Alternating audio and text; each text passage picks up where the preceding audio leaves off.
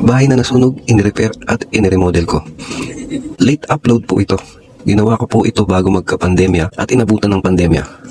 Actually, 2 ongoing construction projects ko ang inabutan ng lockdown dahil sa pandemya. Hi, I am Bobby Lantion.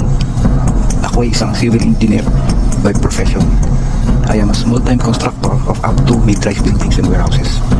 As you can see, I am also a small-time YouTube content creator. Ito po ang aking istorya. Nasabihan ako ng kaibigang kapitbahay ko na inirekomenda daw niya ako na mag-remodel ng bahay. Tinawagan niya ang prospective client ko at nagkasundo kami ng client na magkita sa site. Pagdating ko sa lugar ay nakilala ko ang may-ari at ito po ang inabutan ko. Nasunog pala yung bahay niya at gusto niyang iparemodel. Sa harapang banda ay di masyadong mapansin ang pinsala ng sunog. Pwera na lang sa bandang ibabaw ng garahe. Lumakad ako papunta ng kanan ng bahay at ayan, nakikita na sa labas na kisame or ceiling eaves at bintana ang parte ng sunog. Lumakad naman ako papuntang kaliwa ng bahay. Hindi po masyadong maaninag ang pinsala pero bakas ang apoy sa bandang ibabaw ng bintana sa second floor na naaaninag. Binalikan ko ang bandang harapan para umpisang pumasok sa loob. Nakapasok ako sa bandang sala at narating ko ang bandang hagdanan. At ayun, ay nakita ko ang pinsalang malaki-laki. Nasa second floor pala ang karamihan ng pinsala. Meron palang na family room sa or common area sa second floor. Bali half burnt pala yung bahay. Tsaka yung second floor ay para palang attic type. Ayan na nga, sunog sa bandang second floor na kisame. Ang kisame nito ay yari sa plywood at kahoy na pamakuan or wooden ceiling joist na gawa sa 2 inches by 2 inches lumber. Ang roof frames ay gawa sa bakal or yung tinatawag na cold formed steel sections. Wala itong truss pero merong rafters na gawa sa box zipper links or 2 inches by 7 inches zipper links na pinagdikit ng welding para maging box section. Meron lang palang isang kwarto sa attic or sa second floor. Yung master's bedroom ay nasa ground floor.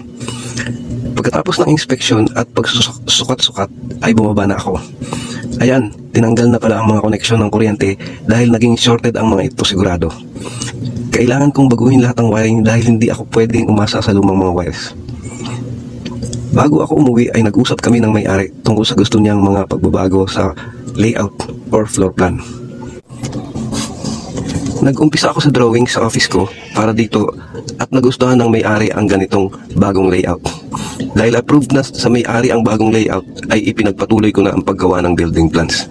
Dahil din na hindi ako dapat magtiwala sa mga naapektuhan ng sunog sa poste, biga, pader at flooring sa ikalawang palapag na gawa sa cold formed steel at plywood topping, minarapat kong magdagdag ng mga poste at biga. Siyempre, pati na din pundasyon para sa bagong mga poste. Ginawa ko na ding concrete slab or konkreto na buhos ang flooring ng ikalawang palapag. Ang mga bagong poste at biga ay ginamitan ko ng structural steels na I-beams or yung tinatawag na wide flange steel sections ng ASTM. Ang pag-compute ko ng tibay ay ginamitan ko ng STAAD na computer application para sa structural analysis and design. Sinamahan ko na din ng seismic or earthquake analysis. Sa madaling salita ay na-approve na ng owner ang straight contract repair and remodeling project ko. Dahil nga nasunog ang bahay, hindi ako nahirapang makakuha ng building permit. Sabi nga ng building official at hepe ng fire department ay minadali nila ang mga papeles dahil sa humanitarian reasons. Siyempre, kailangan kong ibigay muna sa kanila ang mga regular na papers tulad ng building plans, land title, tax deck, fire damage certificates ng barangay at BFP at iba pa. Pagkatapos ng konting pagliligpit ng mga gamit ng may-ari na naiwan sa loob, inuna muna naming maghukay para sa pundasyon at concrete pedestals ng mga bagong poste. Pagkatapos ay inilagay na ang mga poste at biga ng mga I-beams.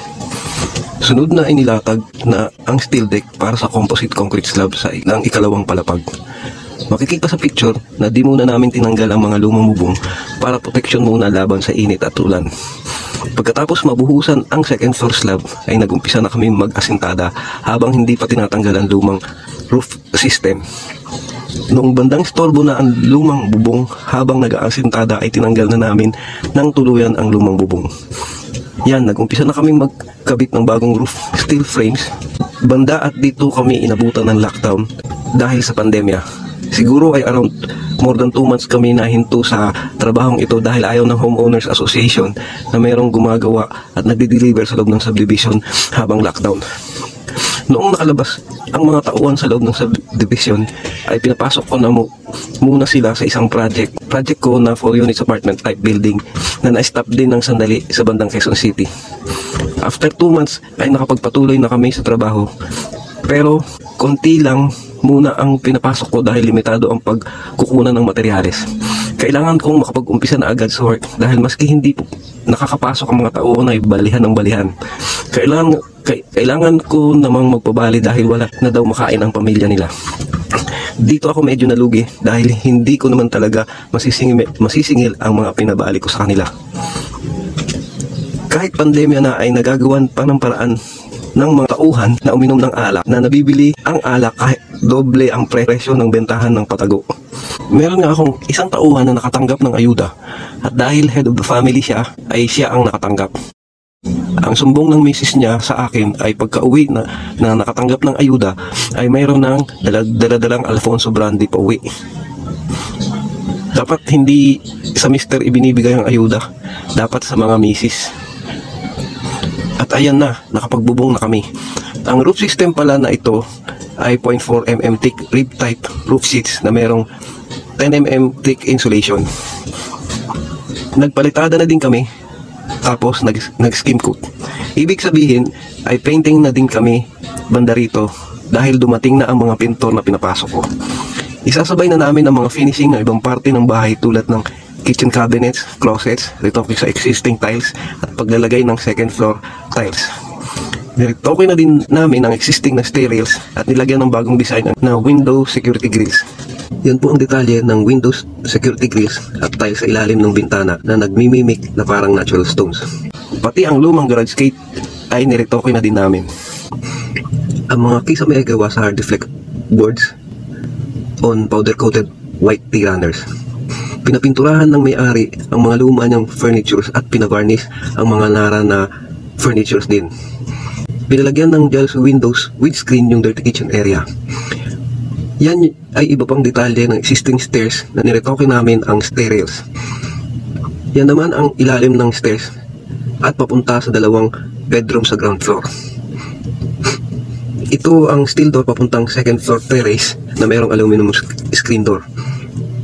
Ito yung split level terrace sa ibabaw ng garage. Inayos din namin ang water line. Yung gate naman na iniisip ko pa ang diskarte nung panahon na yon, noon bandang kinunan ko ng pick. Kuha ito sa second floor terrace na binardisan din namin ang mga upuan, pati picture ng wash sink. Ito naman detalye ng toilet and bath. Screen gate papuntang rear setback sa kakuha sa rear setback. Iba pang mga detalye ng kitchen, front facade, bedrooms at iba pa. Halos patapos na ang harapang bahagi ng bahay nung kuha dito. Isa pang mga kuha sa labas sa kalsada. Ito naman ang before and after pics. Please like and share my videos because it is a wonderful help to me so I can create more valuable, informative and significant videos. Thank you and see you on my next content.